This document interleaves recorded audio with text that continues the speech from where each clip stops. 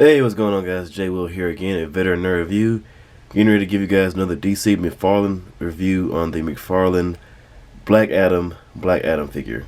This is the Dwayne Johnson version without the cloak. So yeah, taking him out the packaging, I was very impressed with the figure. He's obviously a very beefy guy because of course it's Dwayne Johnson.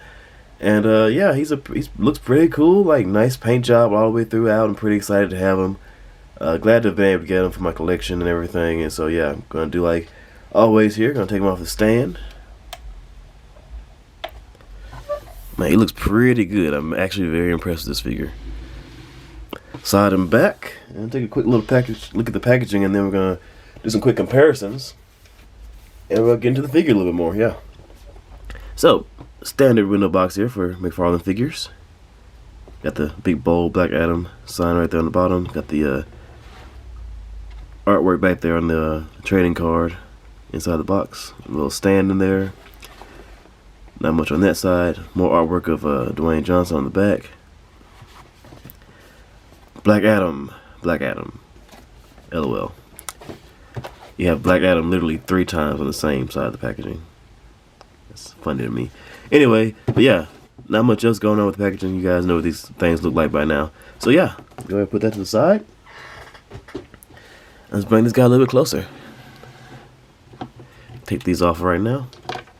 And just as a heads up so we can skip that part later on in the video, he only comes with, as far as accessories, his own little lightning effects.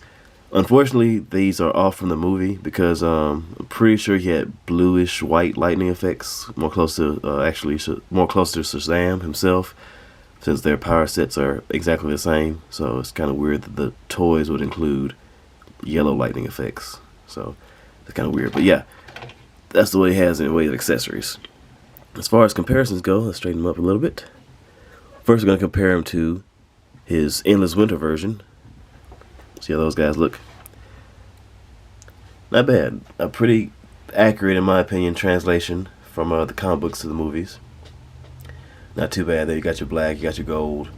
Only thing I kind of disappointed a bit about is because when they casted Dwayne Johnson as Shazam years ago, years and years ago, he had hair. He did have hair. I think I would have appreciated it more if they went ahead and gave him like a wig or something, maybe, or maybe like just even CGI. Maybe it's a little bit of hair, like a dark lining or something like that up there, to kind of give him like this more comic book accurate hairstyling there. But of course, you know, The Rock kind of just, I think he was going bald, so he just kind of did away with his hair altogether. So he just kind of started rocking the bald look for forever.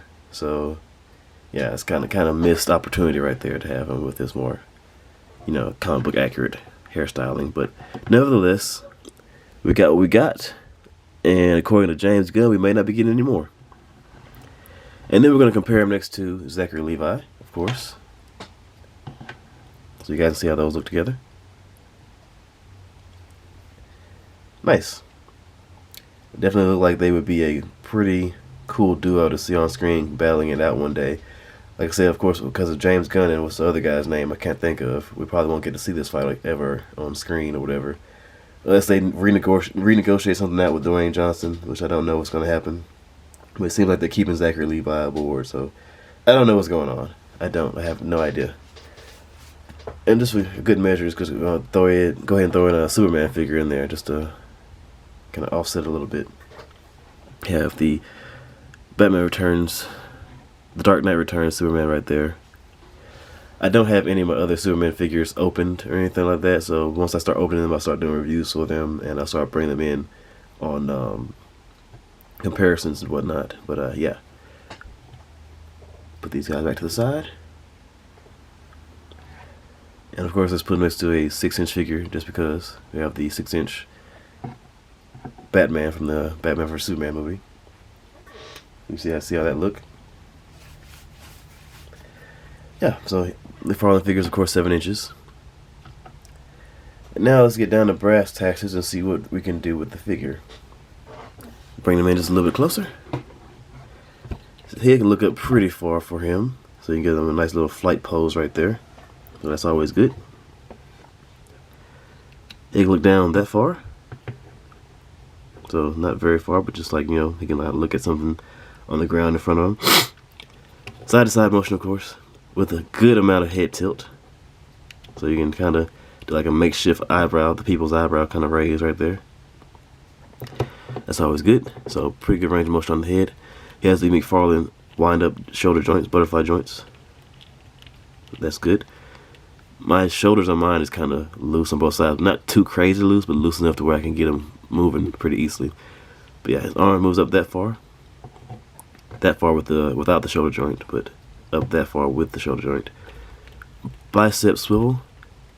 Double jointed elbows that move him that far, so good range of motion right there. They kind of use an older styled wrist joint right there, so it can swivel side to side, of course, but the joint itself extends into his hand like a disc type shape, so he just can move his hand up and down in this motion. So not using the McFarlane disc joint or ball joint that they've been using for most of their figures for the wrist right there. Then it also comes with the pretty standard waist articulation for McFarlane figures, the upper joint in the torso around below the sternum that you can use to move all the way around and rotate and whatnot. Then he has a lower joint as well that you can get a good range of twist out of as well and move it around just a little bit. Then he has a diaper rubber piece, soft plastic as well. So yeah, pretty agile in the torso right there.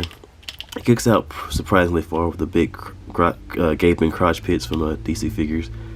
So yeah, that's there. Not too distracting though. He has the slight upper thigh, hidden thigh cut up there inside the diaper. So yeah, get a little bit of motion right there. Kicks forward. Not very far, but like just far enough, I guess, because his legs are so big and bulky from him being Dwayne Johnson that you get this inner part of the thigh that's kind of like just in the way there. But yeah, kicks back. Not really, because the diaper piece kind of hinders him kicking back. Double jointed knees that bend in pretty far for a big guy. So, well, I couldn't really say he's a big guy as far as figures go, but for like a big guy, as in The Rock is a big guy. But yeah, he does bend in very far. I always love that. No boot cut or anything like that. And they go back to the McFarlane ball joints on the ankles. So it does get that up and down motion, side to side motion, pivot motion, and you can turn the ankle around on the ball itself and get different bends and different angles and whatnot. So you do get a good range of articulation right there on the ankles, and then of course you get the toe articulation as well. So yeah, pretty good movement right there on this big guy. That's why I really like him. Very fun looking figure, looks a lot like The Rock. So yeah, he's definitely gonna have a good permanent spot on my shelf, my DC shelf. Definitely worth a pickup for, I believe, I think I paid I think it went on sale at one point on Amazon for like $16, so like 16 to 17. So yeah, picked him up, picked up the cloak version, picked up the Hawkman, the giant sized Atom Smasher, and of course the Dr. Fate and Cyclone as well.